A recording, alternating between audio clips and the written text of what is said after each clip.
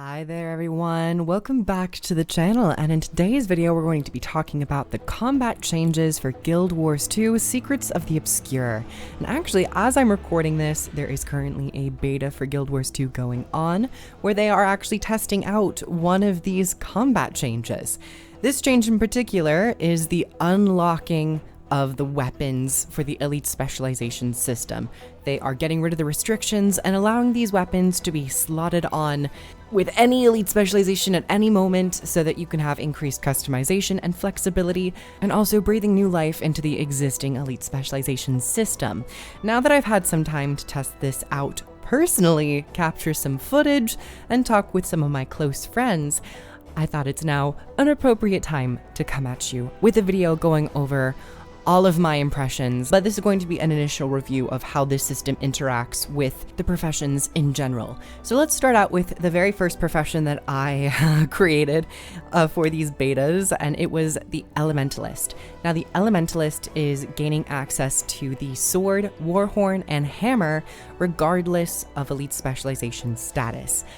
I'm not joking when I say Elementalist getting sword across all of its class, across all of the profession and the elite specs, has to be one of my most favorite things in modern day Guild Wars 2.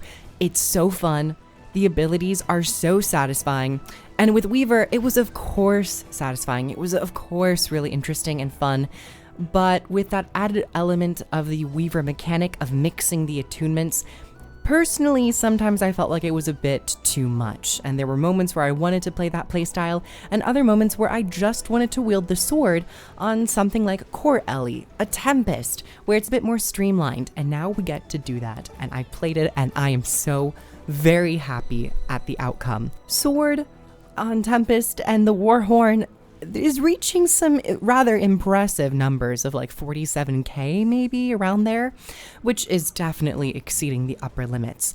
And as this is a beta, we are, open to hitting those numbers. It's good for the developers to get that data to then course correct where appropriate. Top of the sword, I'm also a huge fan of the hammer, not on Catalyst, but when slotted in with Weaver. Weaver has quite a few tanky options at its disposal with all of its barrier, the dodging, your stance abilities, and also the hammer is quite a defensive bruisery weapon.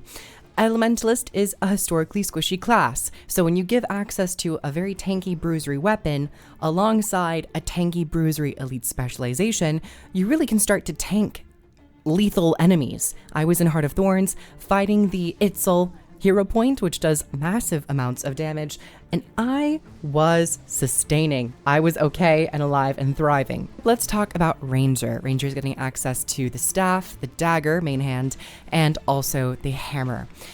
I played a little bit more of Ranger than I thought I was going to. I want to mention one element of the Ranger that is actually really exciting in terms of potential for other professions in future expansions. As we know, the Untamed with End of Dragons brought the hammer weapon, and because you could only use the hammer with the Untamed, the way the weapon works made sense, because you would change your profession mechanic when playing the Untamed, and that would swap around your hammer weapon abilities.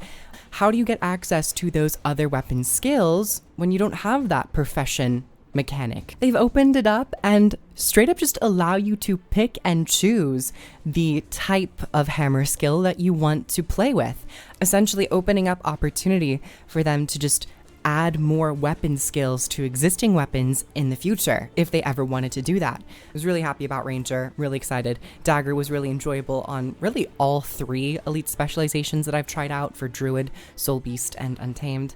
So big props to Ranger. Now, I haven't played around with Engineer. However, Engineer is one of the professions with the least choice, or least amount of choice in the weapon department. So unlocking your hammer, your main hand mace, and your main hand sword will give you more flexibility and more choice, of course.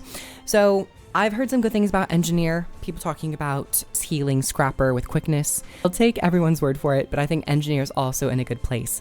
Another profession that is in a good place is Necromancer.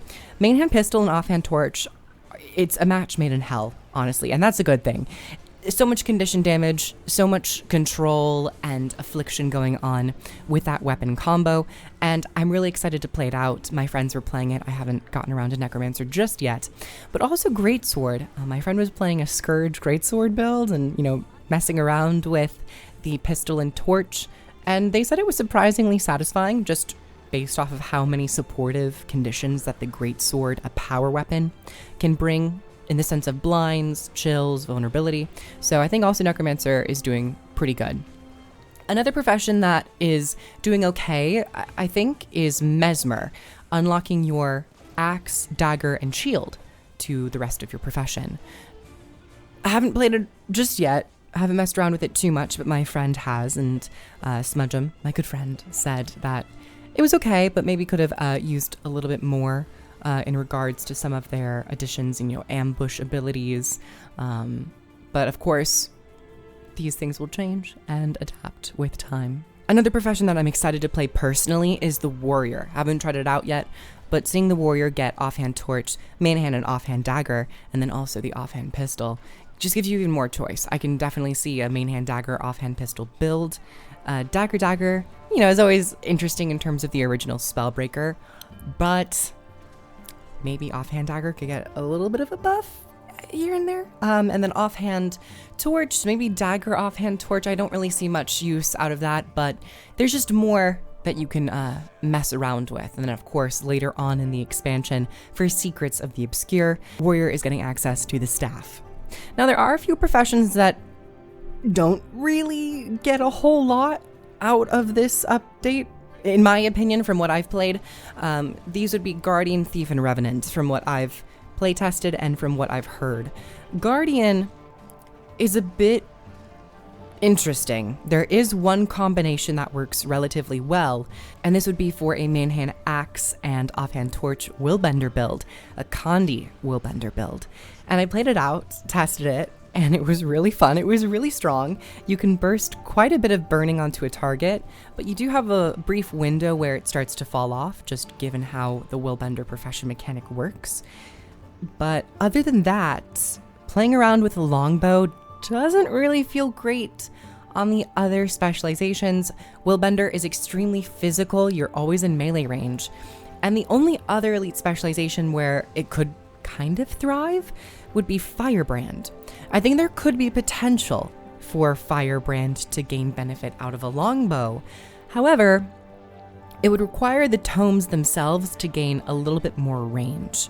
And I would personally love to see that, longbow or not, for the Firebrand tomes, the auto attacks, the other abilities, to gain more range and or gain more radius effect, so that you don't really have to stay in melee and you can play around a little bit more at medium, middle, or long ranges.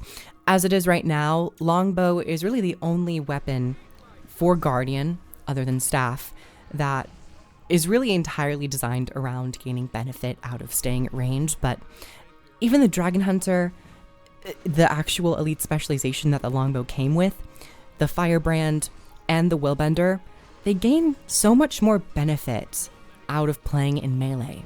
So you're obviously going to gravitate towards sword, greatsword, axe, maybe even scepter. Next up, Thief. There have been some bugs with Thief, so people have not really been able to gain as much benefit or use out of this system, which is a little unfortunate. Going into a beta, of course, they're looking for bugs and little elements that might be broken. But to overlook, I say overlook as if it was intentional. It's, of course, could just be a bug. But the way that it is right now, you can't really gain any malice for certain weapon abilities when you're playing a Deadeye. Now, in theory, I would be really interested in playing a Rifle Daredevil, as the Daredevil gives you multiple dodges, and the Deadeye, which the rifle came with, is all about being stationary and being very slow. So having access to a third dodge, maybe even a fourth if you slot in roll for initiative on your utility skills, you might be able to move around a little bit more. And then finally, the final class that I want to talk about for this system of unlocking weapons to the general profession. I want to talk about Revenant, because I think Revenant is the profession that is the most unique in this circumstance and in this arena, because yes, they do have a weapon swap, but they have very few weapons on their base profession. So getting these unlocked weapons such as the offhand shield, the short bow, and the greatsword, it's all great. However, the short bow and the greatsword, they're both two-handed weapons, so you really can only mess around with the shield in terms of the main hand and creating new and interesting combinations. Of course, short bow and greatsword can now be slotted in different elite specializations, so you can give new life in that regard. But it's still, this unlocking of weapons hasn't really felt as impressive as it has on the other professions. And I believe another element, or another reason this might be, is because the core function and core design of Revenant was to give increased choice and flexibility, not necessarily through your weapon skills, but through the legends that you take. Back in the betas for Revenant during Heart of Thorns days, Revenant didn't actually have a weapon swap, so you could only change out your utility skills, and that was what made Revenant unique. When it comes to unlocking weapons, it's like, yeah, it's nice, but what I would really like and what I would really appreciate is actually unlocking legends rather than weapons. I mean, not rather, on top of weapons. I truly believe Revenant could see so much more interest and so much more build flexibility and combinations if they decided to unlock the legends themselves. I don't think it would create too much turmoil from a balancing perspective if they're just the legends. Now, as for the profession mechanic, I do believe that should still just be tied to the elite spec that you have. So you could use Glint while you're elite spec to the Renegade. So I don't know. I think if they did that, this system would really start to come together for Revenant particularly.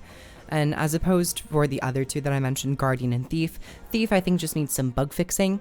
And actually for Guardian, I think that the responsibility of making it feel better is maybe on the onus of some elite spec design, particularly Firebrand opening up a little bit more to maybe some range thresholds and some targeting and all that stuff. But all in all, this has been a very pleasant experience and very pleasant beta. I've never felt this fresh and this excited to play around in Guild Wars 2 and get into some buildcraft and just to think about what I want to accomplish when it comes to roles. And now that weapons have been decoupled, you have so many more tools at your disposal to satisfy that itch and to accomplish the role that you're looking to play. Now, in regards to balance, there's certainly a wild ride with balance in any moment in Guild Wars 2. But the conversation around alacrity and quickness is definitely a big one. And of course, this will be another video coming out soon where I go into more depth with the recent balance patch. But I imagine most of us are rather pleased with this. I don't know if many people have been saddened or have been receiving this with a heavy heart or, terribly. I think overall, people have been very excited about this, and I would love to hear your thoughts down below. Is there a particular weapon and elite specialization combination that you're excited to play and test out? Or if you've already tested it, what's something that might be a little bit broken? What's something that might be a little bit underpowered? Personally, Longbow and Guardian just feels like there's no real reason to take it on anything else other than Dragon Hunter. But I want to hear all of it down below. Give me the juice. Give me your thoughts so we can commune. And then, of course, give feedback on the official forums. If you're looking to pre-purchase Guild Wars 2 Secrets of the Obscure, in which these updates and more are coming with the expansion, you can utilize my links down below to purchase the expansions. And at the time of recording, all of the expansions are on sale, so get them while they're hot. If not me, please go and search out for your favorite content creators and utilize their partner links, because we give you the content that you crave and that you deserve every single day. So thank you all so much for being here. If you'd like to support me on Patreon, you can get early access to all my videos. And thank you so very much once again. I'll see y'all later. Okay, you better stay nice and beautiful. See y'all later. Bye-bye.